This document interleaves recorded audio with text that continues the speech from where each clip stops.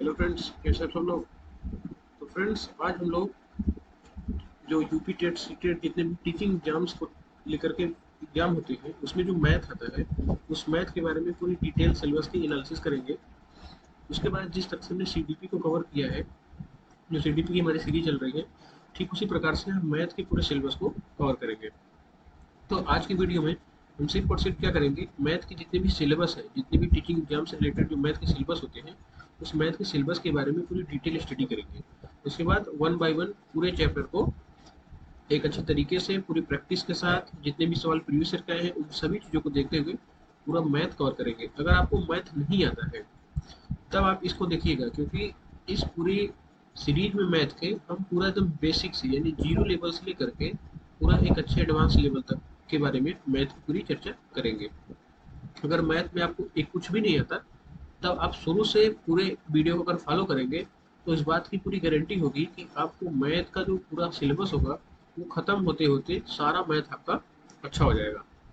तो बात कर लेते हैं मैथ के सिलेबस के बारे में। अगर आप किसी भी एग्जाम की बात करें, जैसे यूपी टेट हो गया, बहुत सारे स्टूडेंट हो गए जो सीटेट देते हैं, या सुपर टेट का एग्जाम यानी कि जो टीचिंग का फाइनल एग्जाम्स होता है जिससे हमें जॉब मिलेगी, टीचिंग का जो फाइनल एग्जाम्स होता है जिससे हमें जॉब मिलेगी, या जैसे हो गया रीट का एग्जाम हो गया, या फिर कोई भी अदर जो अदर स्टेट के एग्जाम होते हैं, जैसे बिहार का टेट हो गया, जैसे एमपी का टेट हो गया, जैसे उत्तराखंड का टेट हो गया। तो किसी भी स्टेट का टेट हो या एक ऐसा एग्जाम जिसमें मैथ आता हो, तो उस चीज को लेकर के पूरा मैथ का सिलेबस एक डिटेल्ड वे में हम लोग कवर करेंगे। तो चैप्टर वाइज देख लेते हैं कि कौन कौन से चैप्टर हमें इस पूरे मैथ में पढ़ना है। अब इसमें हमारा पहला चैप्टर आता है नंबर सिस्टम को लेकर के। नंबर सिस्टम एक ऐसा चैप्टर है जिससे नंबर सिस्टम एक ऐसा चैप्टर है जिससे लगभग हर एग्जाम में सवाल आते हैं। हर एग्जाम में सवाल आते हैं, तो नंबर सिस्टम के बारे में जितनी भी चीजें हो सकती है नंबर सिस्टम के बारे में, जैसे नंबर सिस्टम में हम क्या क्या पढ़ेंगे। नंबर सिस्टम में हम पढ़ेंगे जैसे यूनिट डिजिट किस तरह से निकाला जाता है, इकाई का अंक निकाला किस तरह से जाता है, दे देगा कि 2 के पावर 30 या 2 × 3 × 6 3, या कोई भी नंबर दे देता है तो उसका हम यूनिट डिजिट कैसे निकालेंगे। तो यूनिट डिजिट के बारे में पूरा एक डिटेल्ड वीडियो हम लोग बनाएंगे जिसमें हम पूरा इसको सीखेंगे। इसके बाद नंबर सिस्टम में और क्या पढ़ेंगे, नंबर सिस्टम में हम पढ़ेंगे पूरा क्लासिफिकेशन ऑफ नंबर्स। तो जितना संख्या है उन संख्याओं का किस तरह से क्लासिफिकेशन किया गया, classification of numbers. Classification of numbers के बारे में क्या पढ़ेंगे, इसमें हम परिमेय संख्या क्या होती है, परिमेय संख्या क्या होती है इसको पढ़ेंगे। हम पढ़ेंगे अपरिमेय संख्या क्या होती है, भाज्य संख्या क्या होती है, अभाज्य संख्या क्या होती है। जितनी भी नंबर सिस्टम से रिलेटेड परिमेय, अपरिमेय, भाज्य, अभाज्य, सम, विषम, जितनी भी सारी चीजें होती हैं उन सारी चीजों को इस क्लासिफिकेशन ऑफ नंबर्स के टॉपिक में पूरी तरह से डिटेल तरीके से कवर करेंगे। ये सीटेट के पॉइंट ऑफ व्यू से काफी इंपॉर्टेंट हो जाता है, और क्योंकि इस पे जो कंसेप्चुअल सवाल बनाए जाते हैं। तो यूनिट डिजिट पढ़ेंगे, क्लासिफिकेशन ऑफ नंबर्स पढ़ेंगे। उसके बाद इसमें हम लोग विभाज्यता का नियम जो होता है कि कौन संख्या किससे विभाज्य है, विभाज्यता के नियम पे भी यूपी टेट में और सी टेट में कई बार सवाल आए हैं, तो इसको कवर करेंगे। इसी में हम लोग पढ़ेंगे कि स्थानीय मान क्या होता है, स्थानीय मान किस तरह से निकाला जाता है, या जाति मान क्या होता है, प्लेस वैल्यू, फेस वैल्यू क्या होती है। तो स्थानीय मान और जाति मान के बारे में भी पूरी डिटेल स्टडी करेंगे। तो जितना हो सकेगा पूरा नंबर सिस्टम को हम लोग 4 वीडियो 5 वीडियो में पूरी तरह से कंप्लीट करेंगे। अब जैसे हमारा नंबर सिस्टम खत्म हो जाएगा तो हमने जितना भी प्रीवियस ईयर का एग्जाम में सवाल पूछे गए उस सारे सवाल को सॉल्व भी करेंगे। तो उसके बाद हमारा दूसरा चैप्टर कौन सा होगा, ये तो हमारा पहला चैप्टर हो गया। अब दूसरा चैप्टर होगा हमारा एलसीएम और एचसीएफ को लेकर के। अब दूसरा चैप्टर हम क्या पढ़ेंगे, एलसीएम और एचसीएफ के बारे में, कि एलसीएम और एचसीएफ से कहाँ कहाँ से सवाल, किस किस टाइप के सवाल बनते हैं। तो जितने भी संभव तरीके होंगे, जितने भी तरीके से सवाल अभी तक पूछे गए हैं उन सारे तरीकों को हम लोग क्या करेंगे, एलसीएम और एचसीएफ के चैप्टर में पढ़ेंगे।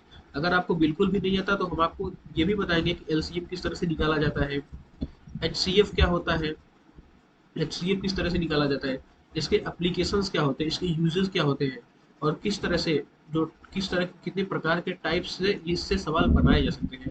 तो उन सारे टाइप को भी हम क्या करेंगे, इस एलसीएम और एचसीएफ के चैप्टर में कवर करेंगे। उसके बाद सबसे ज्यादा जो इम्पोर्टेंट जो टीचिंग एग्जाम है यूपी टेट और सुपर टेट तैयारी करने वाले जो स्टूडेंट्स हैं उनके लिए ये है सरलीकरण। अब सरलीकरण से काफी सवाल पूछे जाते हैं, है तो ये काफी सरल चैप्टर, लेकिन इससे नंबर ऑफ जो क्वेश्चन होते हैं, जो नंबर ऑफ क्वेश्चंस जो पूछे जाते हैं वो ज़्यादा होते हैं। तो जितने भी तरीके से यहाँ से सवाल बनेगा, जो भी प्रीवियस ईयर के सवाल होंगे उन सरलीकरण से, सिंप्लीफिकेशन से, जैसे बोर्ड मास पे सवाल जो पूछे जाते हैं, 2 plus D divided by 3 minus 2 into 4 divided by 6 into 3 divided by 4, तो इस टाइप के जो सवाल पूछे जाते हैं, जितने भी टाइप के सवाल हो सकेगा, उन सारे सवालों को हम इसमें भी सरलीकरण के जब जो चैप्टर होगा हमारा उसमें हम कवर करेंगे। तो हम एक वन बाय वन पूरा जो चैप्टर होगा हमारा, वन बाय वन हम क्या करेंगे, पूरे चैप्टर को इसी तरह से एक अच्छे तरीके से पूरे डिटेल्ड वे में कवर करते चले जाएंगे। अब जैसे अगला हमारा चैप्टर क्या होगा, अगला हमारा चैप्टर होगा परसेंटेज को लेकर के। ये काफी इंपॉर्टेंट चैप्टर है परसेंटेज। क्यों इंपॉर्टेंट है? क्योंकि अगर जितना भी हमारा अंक गणित का सिलेबस है, लाभ हानि, औसत, परसेंटेज, चक्रवृद्धि ब्याज, साधारण ब्याज, चाल समय दूरी, तो इसके पॉइंट ऑफ व्यू से ये काफी इंपॉर्टेंट हो जाता है परसेंटेज का ये वाला चैप्टर। क्योंकि इस ये पूरी तरह से एकदम फंडामेंटल है। अगर ये आपको समझ नहीं आता, ये पूरी तरह से सभी चैप्टर्स का मूल होगा। अगर ये परसेंटेज का चैप्टर आपको सॉल्व करना आ गया, तो जो जितने भी अंक गणित के टॉपिक है वो आधे से ज्यादा आपके आसानी से सॉल्व हो जाएंगे। तो इस पे हम थोड़ा ज्यादा टाइम देंगे, परसेंटेज किस तरह से निकाला जाता है, कौन किसका कितना परसेंटेज है, तो पूरी डिटेल स्टडी होगी परसेंटेज को लेकर के। उसके बाद हमारा अगला टॉपिक होगा लाभ और हानि के बारे में। इससे भी हमेशा सवाल पूछे जाते हैं कि लाभ और हानि से, जो आपने देखा होगा अगर प्रीवियस ईयर, तो आपको पता होगा कि लाभ हानि से काफी सारे सवाल पूछे जाते हैं। तो लाभ हानि के बारे में भी पूरी डिटेल स्टडी करेंगे। उसके बाद हमारा अगला होगा एवरेज के बारे में, औसत के बारे में। 5 संख्याओं का औसत इतना है, उसमें से एक जोड़ दे, उसमें एक घटा दे, तो उसमें क्या चेंजेज आएंगे, औसत में क्या परिवर्तन आएगा। तो इस तरह से इस पे भी काफी सवाल बनाए जाते हैं। औसत का जो चैप्टर होगा, तो औसत के चैप्टर को भी हम लोग क्या करेंगे, कंप्लीट करेंगे। उसके बाद हमारा आएगा साधारण ब्याज और चक्रवृद्धि ब्याज। तो साधारण ब्याज का मतलब जैसे सिंपल इंटरेस्ट, सिंपल इंटरेस्ट निकालने के कुछ हम यूनिक तरीके भी सीखेंगे इस चैप्टर में। और चक्रवृद्धि ब्याज यानी कंपाउंड इंटरेस्ट निकालने के कुछ तरीके सीखेंगे। तो साधारण ब्याज और चक्रवृद्धि ब्याज को बिल्कुल भी जो यूनिक मेथड होगा, जो इस यूनिक मेथड के माध्यम से किस तरह से जल्दी से 2 सेकंड 3 सेकंड में सवाल साधारण ब्याज और चक्रवृद्धि ब्याज के बन जाएंगे। और हम ये भी तरीका देखेंगे कि अगर आपको एग्जाम में कुछ भी समझ नहीं आ रहा है, कुछ भी समझ नहीं आ रहा है, अगर आपको एग्जाम में कुछ भी समझ में नहीं आ रहा है, तो साधारण ब्याज और चक्रवृद्धि ब्याज होता है, इसके सवाल किस तरह से बन जा सकते हैं। हम ऑप्शन को एलिमिनेट करना भी सीखेंगे कि किस तरह से ऑप्शन को एलिमिनेट करके भी सवाल बनाए जाते हैं। उसके बाद जो सबसे मोस्ट इंपॉर्टेंट टॉपिक होगा, ये हमारा बीजगणित होगा। क्योंकि आपने देखा होगा कि ए प्लस बी के होल स्क्वायर पे काफी सवाल पूछे जाते थे। ए माइनस बी का होल क्यूब हो गया, ए प्लस बी का होल क्यूब हो गया, ए क्यूब माइनस बी क्यूब हो गया। तो इनका जो जितना भी एप्लीकेशन है, उनकी एप्लीकेशन को भी हम क्या करेंगे, पूरी डिटेल में समझेंगे कि बीजगणित से किस प्रकार के सवाल बनाए जाते हैं, कि किस तरह से जोड़ा जाता है। जो 2x प्लस 3y या 4x प्लस 6y, इनको किस तरह से सॉल्व किया जाता है। तो यहाँ सब इस पूरा हम इसका पूरा सॉल्यूशन देखेंगे, किस तरह से सॉल्व किया जाता है, किस तरह से इसका एप्लीकेशन होता है। क्योंकि यूपीटेट और सीटेट का ये फेवरेट होता है, हर बार सवाल इससे पूछे जाते हैं। उसके बाद ट्रिग्नोमेट्री। ट्रिग्नोमेट्री तो इतना अच्छा तरीके से हम आपको ट्रिग्नोमेट्री पढ़ाएंगे कि देखते ही आंसर आपका आएगा, देखते ही आंसर आएगा। अगर मैं कह रहा हूँ देखते ही आंसर आएगा, तो इसका मतलब आएगा।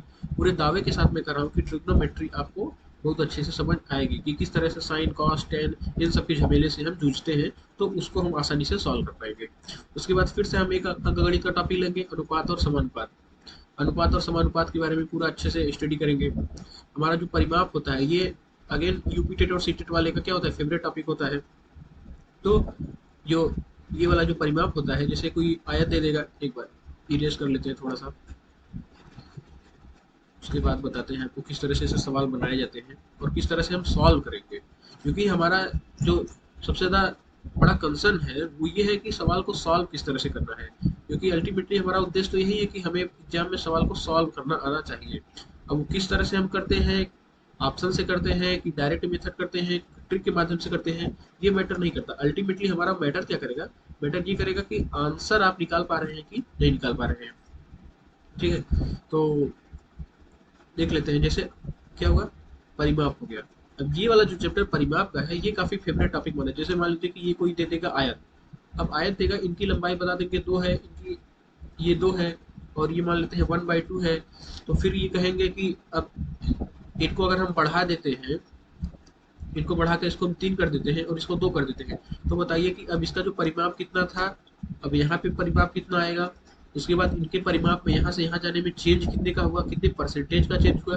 तो पूरी तरह से इसका पूरा एनालिसिस करके पूरी पोस्टमार्टम करेंगे परिमाप को लेकर के, और सभी आकृतियों के परिमाप, चाहे वो ट्रायंगल हो, चाहे वो चतुर्भुज हो, चाहे वो वर्ग हो, चाहे वो त्रिभुज हो, कोई भी होगा, सर्कल हो, तो सारी आकृतियों के बारे में जितना भी उसका हो सकता है, जितनी भी डिटेल तरीके हो सकते हैं, उसके बारे में परिमाप को हम स्टडी करेंगे।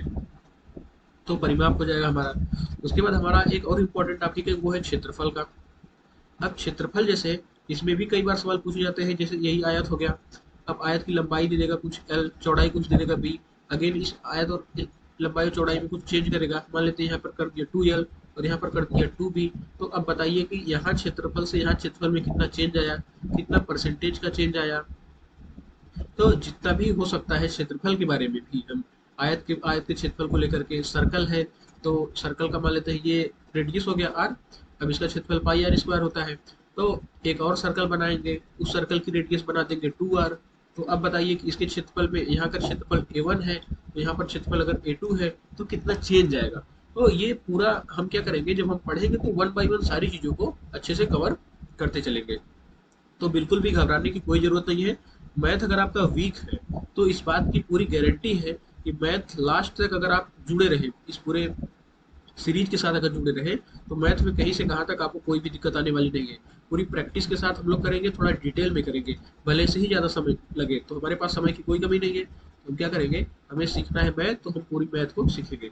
उसके बाद हमारा अगला टॉपिक है जैसे वॉल्यूम। अब वॉल्यूम से भी कई सवाल पूछे जाते हैं कि अगर ये कोई मान लेते हैं घन टाइप की आकृति है या बेलन टाइप की आकृति है, तो इसके वॉल्यूम को पूछ लिया जाएगा। अगर मान लेते हैं दो बेलन बना दिया जाएगा, इसका अगर हाइट h1 है, इसकी हाइट h2 है, इसका रेडियस r1 है, इसकी रेडियस r2 है, तो बताइए कि इनके आयतन का अनुपात कितना होगा। तो इस तरह के जो भी सवाल, जितने भी लेटेस्ट सवाल बनते हैं, जितने भी टाइप के सवाल बनते हैं, तो इस आयतन के चैप्टर में हम क्या करेंगे, कवर करेंगे, क्षेत्रफल और आयतन के चैप्टर को कवर करेंगे। उसके बाद आता है ज्योमेट्री। ये थोड़ा सा टफ माना जाता है, ये माना जाता है, स्टूडेंट्स इसको थोड़ा सा टफ मानते हैं, लेकिन मैं गारंटी देता हूँ कि आपको मैं इस तरह से समझाऊंगा कि ज्योमेट्री के सवाल जो है सबसे इजी आपको पूरे मैथ में लगेंगे। ज्योमेट्री के सवाल में किस तरह सवाल पूछा जाता है, जैसे एंगल को लेकर के सवाल पूछा जाता है कि अगर ये एंगल कुछ दिया है तो बताइए ये एंगल कितना होगा। तो एंगल वाले जितने भी सवाल होते हैं, अगर ये वाला एंगल, ये वाला एंगल, ये वाला एंगल, ये वाला एंगल, तो किसी भी तरह का एंगल निकालने का सवाल आएगा। तो ज्योमेट्री से जितने भी संभव तरीके हो सकेंगे, जितने टाइप के सवाल पूछे जाते हैं, उन सभी टाइप के सवालों को हम अपने वीडियो में, जो हमारा लेक्चर आगे आएगा, तो उसमें हम कवर करेंगे। उसके बाद अगला हमारा होगा चैप्टर प्रोबेबिलिटी। प्रोबेबिलिटी का जो चैप्टर होता है, ये बहुत सारे टीचर पढ़ाते भी नहीं है। तो प्रोबेबिलिटी से एक या दो सवाल हर एग्जाम में आते ही है। एक सवाल तो फिक्स मानिए, एक सवाल तो हर एग्जाम में फिक्स ही होता है। खास करके जो यूपी टेट वाले स्टूडेंट है, यूपी टेट का जो एग्जाम होता है, इस यूपी टेट एग्जाम में एक सवाल आप प्रायिकता से फिक्स ही मानिए, आना ही आना है। तो इसको कैसे हम टैकल करेंगे प्रायिकता को लेकर के, तो उसके बारे में भी हम चर्चा करेंगे। उसके बाद अगला हमारा टॉपिक होगा सेट थ्योरी को लेकर के। अब सेट थ्योरी तो मैं एक बार पूरा कवर करा चुका हूँ, लेकिन फिर मैं इस चैप्टर को कवर कराऊंगा, क्योंकि जो यूपी टेट, जो जिन्होंने एग्जाम दिया होगा उनको पता होगा कि यूपी टेट का जो जूनियर का एग्जाम हुआ था, यूपी टेट का जो जूनियर एग्जाम हुआ था, जो 5 से 8 तक का होता है, इसमें से 3 सवाल आए थे। तो आप समझिए कि 30 में से अगर किसी एग्जाम में 30 में से 3 सवाल आ रहे हैं, तो इसका कितना महत्व है। तो 3 सवाल काफी इंपॉर्टेंस रखता है। तो इसलिए सेट की जो थ्योरी है उसको हम अगेन फिर से एक बार पढ़ेंगे। अगर आपको पढ़ना है तो हमने वीडियो में एक प्लेलिस्ट बनाया हुआ है किसी चैनल पे, वहां से जाकर के आप एक बार देख सकते हैं। लेकिन एक बार मैं फिर से इसको पढ़ाऊंगा, क्योंकि ये काफी इंपॉर्टेंट है, इसका अपना अलग ही महत्व है। ये अपनी इमेज लेकर के फिर से वापस आ रहा है। उसके बाद अगला हमारा होगा कैलेंडर का। ये तो प्योरली रीजनिंग का टॉपिक माना जाता है, लेकिन हम इसको भी क्या करेंगे, मैथ के ही इस सीरीज में कवर करते चलेंगे। उसके बाद ये आ जाता है हमारा चाल, समय, दूरी और नाव को लेकर के जितने भी सवाल बनाए जा सकते हैं। जो एक हम फार्मूला पढ़ते हैं कि चाल बराबर होता है दूरी बटा समय। तो चाल बराबर दूरी बटा समय होता है। तो चाल बराबर दूरी बटा समय से जितने भी सवाल बन सकते हैं, चाल बराबर दूरी बटा समय से जितने भी सवाल बन सकते हैं, उन सारे सवालों को हम क्या करेंगे, कवर करते चलेंगे। क्योंकि इससे भी कई सवाल आते हैं कि ट्रेन ट्रेन से लेकर के सवाल आते हैं कि ये ट्रेन, दो ट्रेन एक साथ ही जा रही है, तो उनके बीच का डिस्टेंस बताइए, ये दोनों कब आपस में मिलेंगी। तो जितना भी हो सकेगा, उन सारी चीज़ों को हम क्या करेंगे, चाल बराबर दूरी बटा समय, ये जो फार्मूला होगा, इस फार्मूले का कितना एप्लीकेशन हो सकता है, इसको पूरा कवर करेंगे। उसके बाद लास्ट होगा हमारा विविध का टॉपिक। इसमें माध्यमातिका बहुलक जितनी भी हो सकती है चीजें, इसको भी पूरा कवर करेंगे। तो एक यूनिक तरीके से पूरे मैथ के सिलेबस को हम लोग खत्म करेंगे। तो